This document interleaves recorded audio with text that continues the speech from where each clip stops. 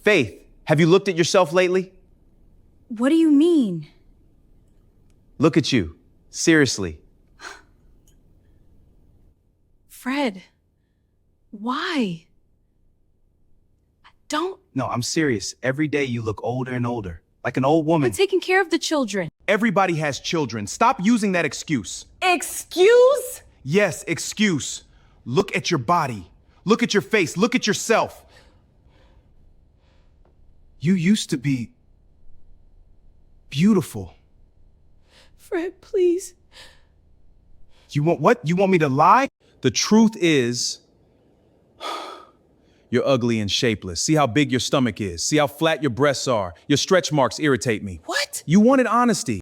My husband called me ugly. After I gave him 4 children.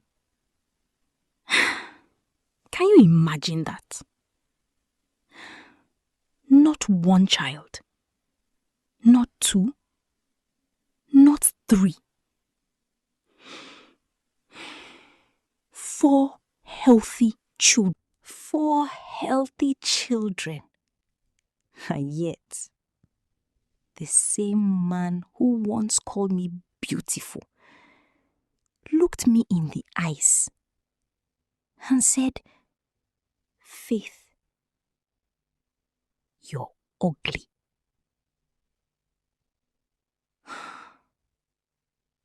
I wish I could tell you that was the worst thing he said. But it wasn't.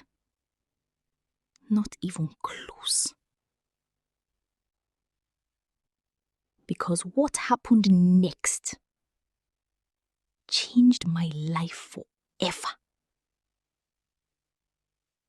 And years later, the man who broke my heart would stand frozen in shock, watching a billionaire hold my hand. And that's when his regret truly began.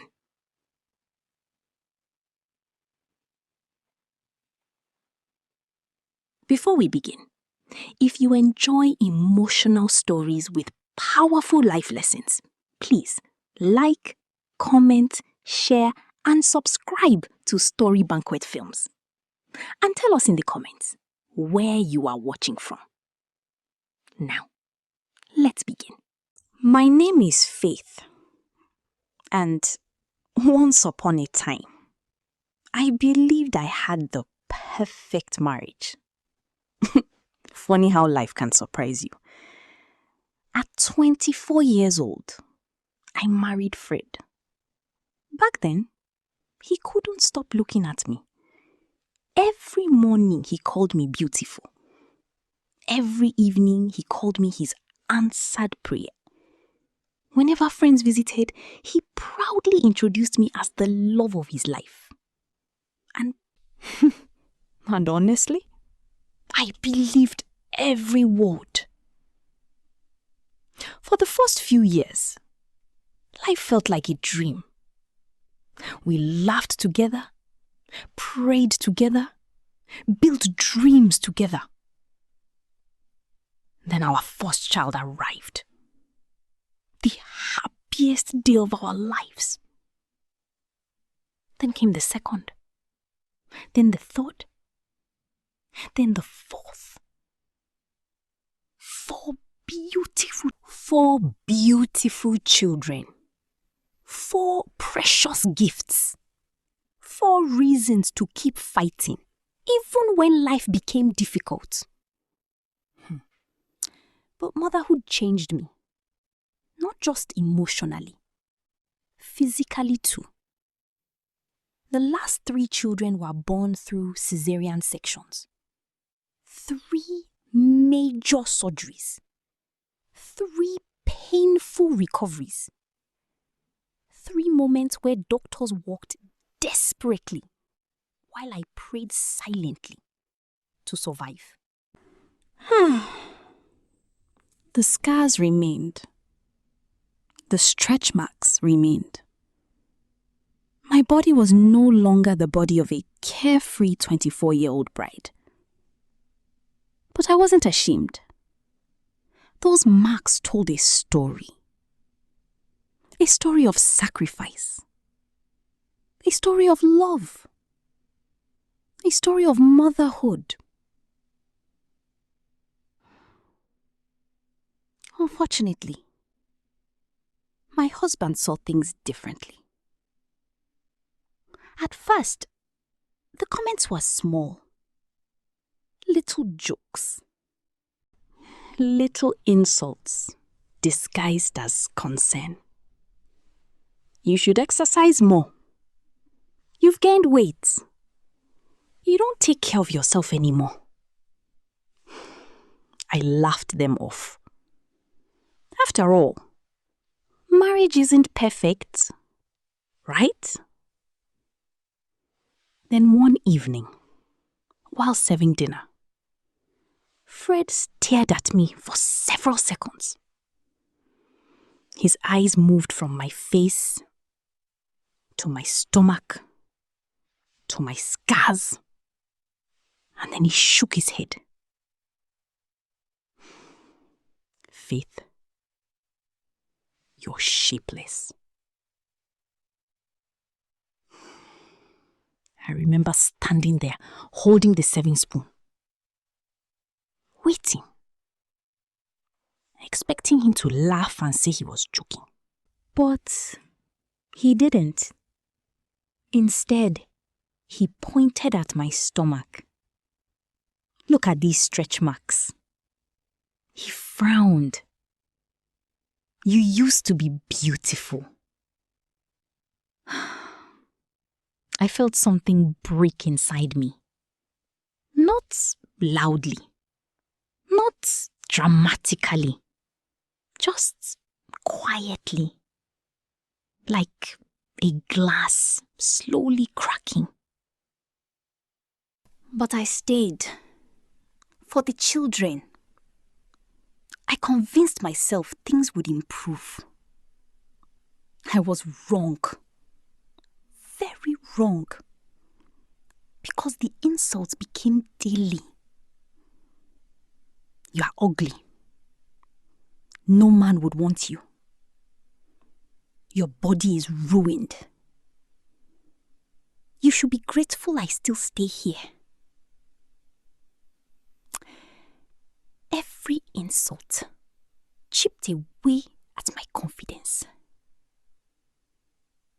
Every insult made me doubt my... Every insult pushed me farther into sadness. And the worst part, I started believing him. Then came the late nights.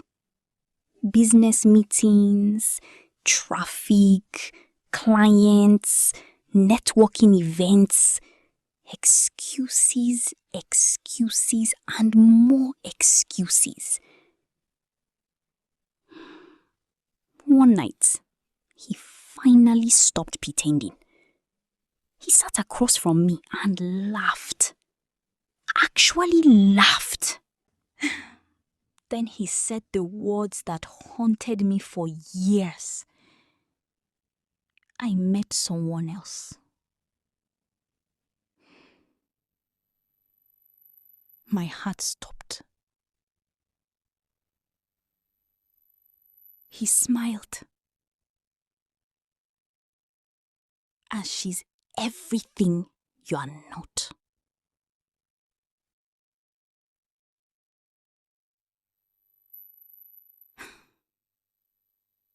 That night, I cried until sunrise. But sadly, things became even worse. Some strange perfume filled my house. Lipstick stains appeared on shirts. Unknown women called his phone. And eventually, he started bringing them home. Into our house. The house where our children slept. The house where I cooked. The house where I prayed. The house where I cried. One evening, he stood beside a young woman and said, "See how a real woman should look." I thought my heart would stop beating. The humiliation was unbearable.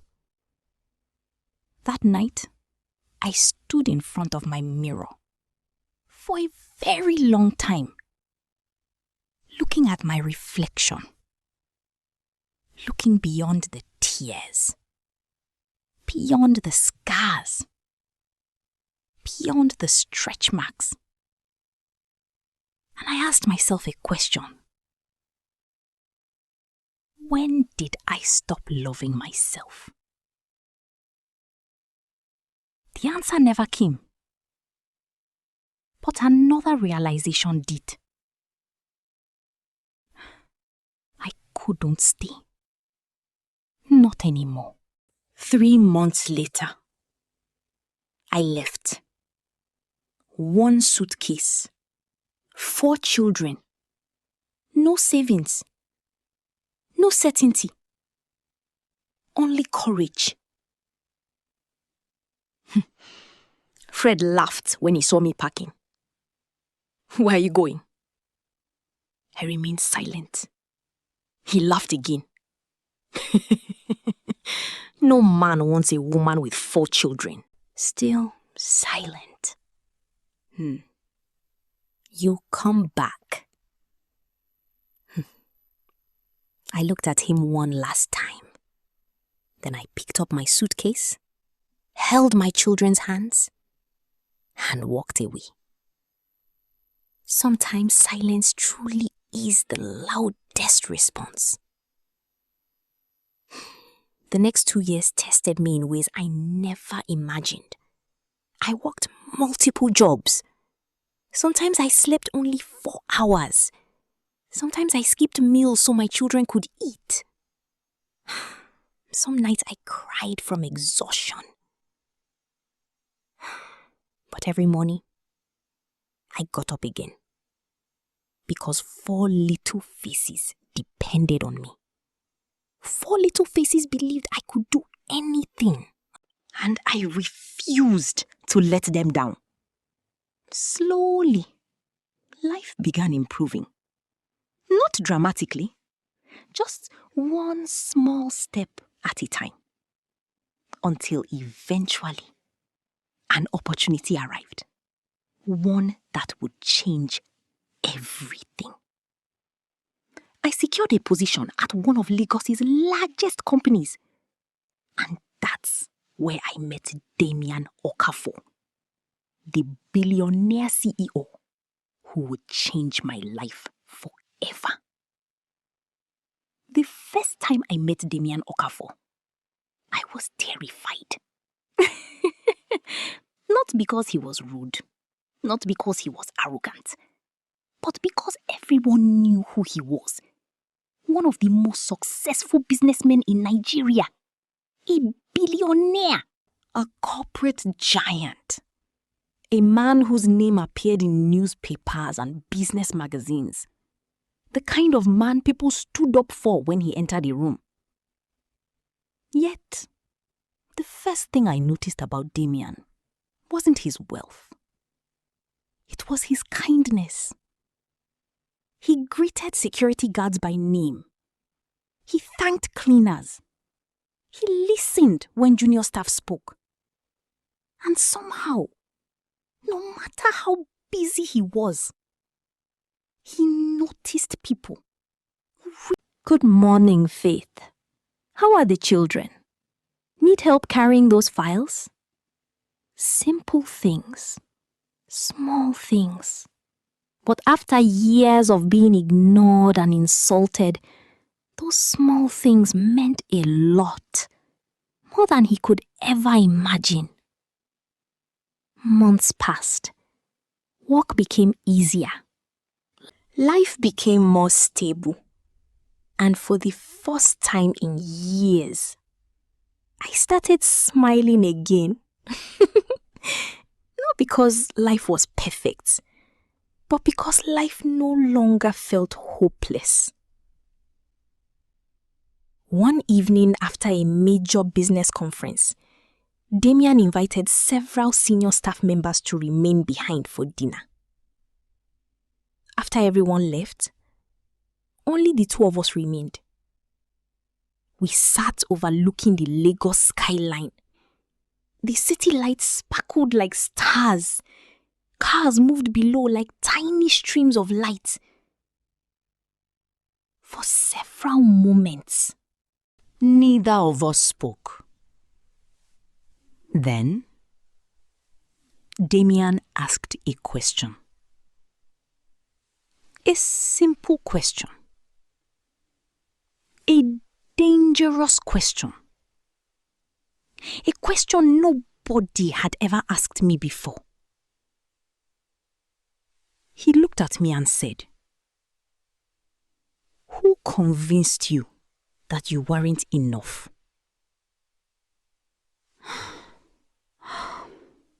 I froze. My heart started racing. Because somehow, without realizing it, he had uncovered the wound I spent years hiding. For a moment, I wanted to lie. I wanted to smile and change the subject. But something about his eyes told me I didn't need to pretend. So I told him everything. Everything. The insults, the cheating, the humiliation, the stretch marks, the tears, the women, the nights I cried myself to sleep, the years I spent believing I was worthless. When I finished speaking, Damian remained silent, very silent. Then he leaned back in his chair, shook his head slowly, and said, "Fred was a fool." That's all. Just 4 words. But somehow, those 4 words healed something deep inside me. Because for the first time, someone looked at my story and saw the truth. I wasn't the problem. I never was. Just when life finally felt peaceful, Fred returned. Funny how people suddenly remember your value when they can no longer control you. One Saturday morning, I opened my front door and nearly dropped my handbag. There he was, holding flowers, expensive chocolates, and the fakest smile I had ever seen. "Faith, I miss you. I miss our family. I've changed." "Changed? Really? After everything?" I looked at him carefully. The expensive suits were gone. The confidence was gone. Even his posture had changed.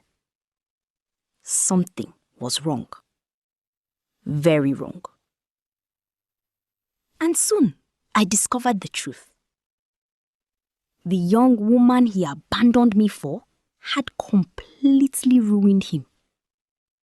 She had stolen millions, drained accounts, manipulated business transactions, and disappeared. Just like that. Gone. As if that wasn't enough. His business began collapsing. Debts followed. Court cases followed. Investigations followed. Then came arrests, public embarrassments, financial disaster. The same man who once mocked my scars, was now begging for help. Life has its... The evidence pointed toward one person, Fred, my ex-husband. At first, nobody believed it. Not Fred, the charming businessman, the respected executive, the family man, but evidence doesn't lie. Financial records, hidden transactions surfaced, and private communications surfaced. And eventually, Fred confessed. He had secretly sold company information for money. Money. Years of integrity, trust, reputation destroyed for money. When investigators asked why he did it, he lowered his head and whispered, "I was desperate." Desperate. That was his excuse. And in that moment, I finally understood something. Character isn't revealed during success. Character is revealed during temptation. And Fred had failed that test completely. Several months later, life had become peaceful again. Work was thriving. My children were happy. And somehow, without realizing it, my feelings for Damian had begun changing. Actually, I think they changed long before I admitted it. One evening he asked me to remain after work. His voice sounded strange, almost nervous, which was shocking. A billionaire nervous? Impossible. Also, I thought. When I entered his office, he was standing near the window, looking unusually uncomfortable.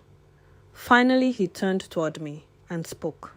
"Faith, I've negotiated billion-dollar deals. I've taken business risks. I've made difficult decisions." Then he smiled, a nervous smile, "But I've never risked my heart." My breath caught. He took a step closer, then another and another, until he stood directly in front of me. "Faith, I love you." Tears instantly filled my eyes, not because the billionaire loved me. That wasn't the reason. The reason was much deeper. After years of being called ugly, someone saw beauty in me. After years of being told I wasn't enough, someone saw value. After years of feeling broken, someone saw strength, and for the first time in a very long time, I felt truly seen. Months later, Damian invited me and the children to a private family dinner. Nothing unusual, or so I thought. Looking back, the signs were everywhere.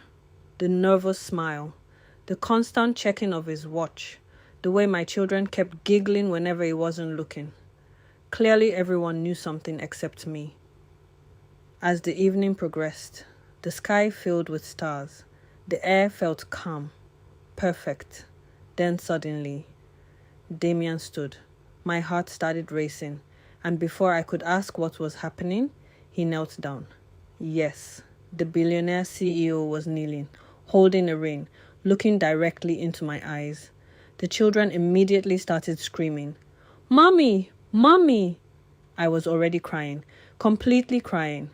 Ugly crying, the kind of crying where you stop caring how you look. Then Damian spoke. "Faith, you taught me that strength is beautiful.